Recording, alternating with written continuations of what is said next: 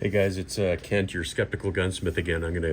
Now that we've disassembled this beautiful Dan Wesson DWX, I'm gonna kind of walk you through how to reassemble it. Did an inspection. I kind of have been working on tuning the trigger on this one a little bit. You can see the nice sear spring and what I've done to take out about 1.5 pounds of trigger weight while maintaining the sear and disconnector movement, and in particular how the disconnector works. I've been trying to optimize this one. This gun came, it's a beautiful gun, but it came with about a 4-pound trigger, so we've been trying to get it into the 2.25 to 2.5 pound range. As you can see, I'm just lining up the very typical 1911-2011 sear and disconnector, which fits in this beautiful DWX chassis, all held together by a pin. And voila. And that's together. One pin holds both the sear and the disconnector in place. We can then drop this chassis right back into the slide. Whoop. Better do this first. Better get our trigger bow in there. Trigger bow drops in from the top, which I like. Pretty easy to swap out a trigger bow if you're so inclined to do so.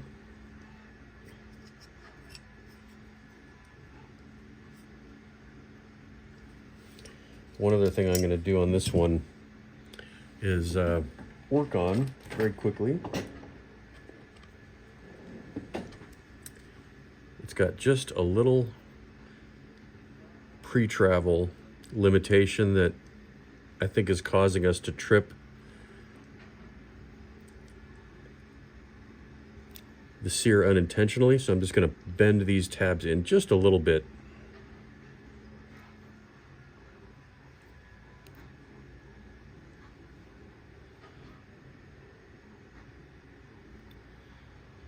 There we go, like that.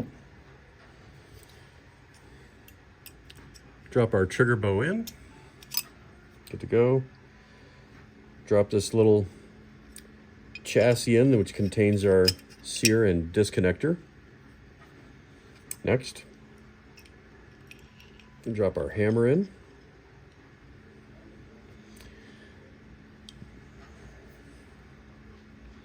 Pin for the hammer's got a little bevel on it. It only goes in one way. Beautiful. Whoop. That's not going to work.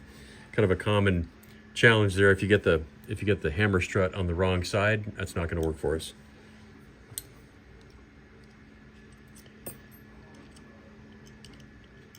Just like a 1911 or 2011.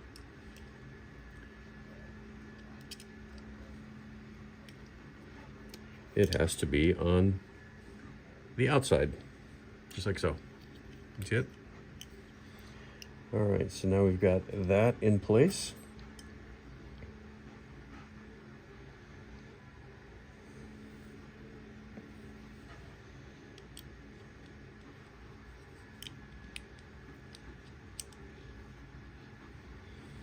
Get our plunger back in place.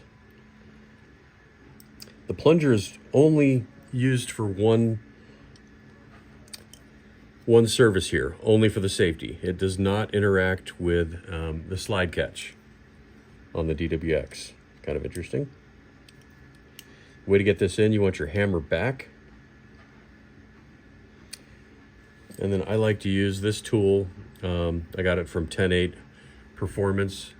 Pretty cool little tool, but it's narrow and it's polymer. And so with the hammer back and with the safety at kind of a half safe position, you can put the plunger in and get your safety in.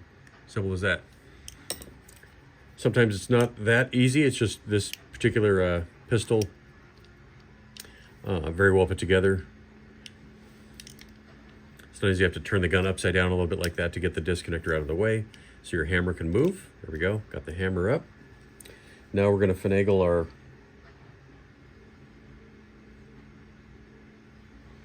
and I just realized I did something incorrectly. I used the wrong pin for the hammer, so this has got to come back out. Happens. Not a big deal. Easily correctable. Reason I know is that this pin has actually got the modification on the offside if you wanted to do an ambi safety, which is not on this gun. This is actually the pin, even though it's the same size, it's for the mainspring housing.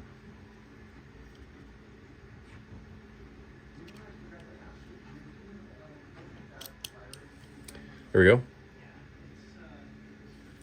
Now, oh, I did it again. Lovely. So easy to get that hammer strut to go the wrong side.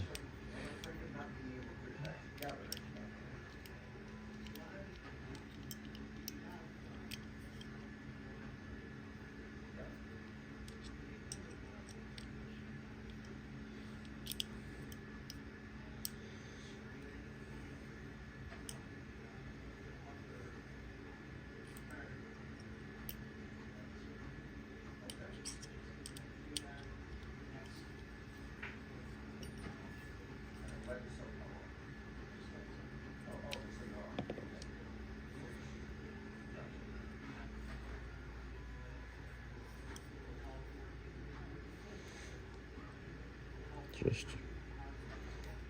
don't like forcing these, but it should. There it is. Now that's in like that. Good. The easiest way to put these in is I always grab what is the safety spring side, and I tuck it under and ride it all the way up and make sure that it doesn't, put my finger on it right now, go in here. So the number one thing you kind of want to make sure is that the center, your disconnector spring, does not come on the inside of your trigger bow. If it does, it's not going to work. It's kind of a common thing we run into. That's about where we want it.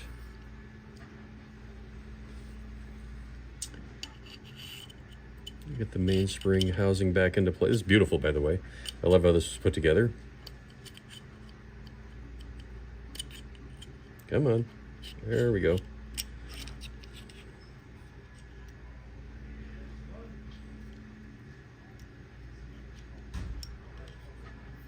It's always easier to do this. Safety down, hammer in the up position.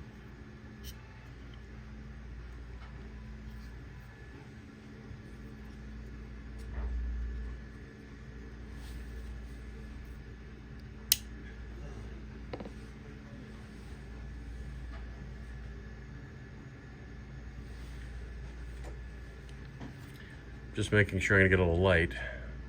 I'm just making sure that the sear spring and disconnector spring are all touching kind of exactly like I want them to at the base of the disconnector and the sear.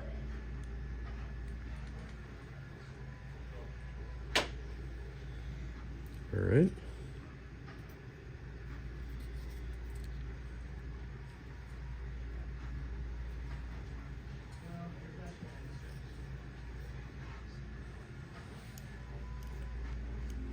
There it is.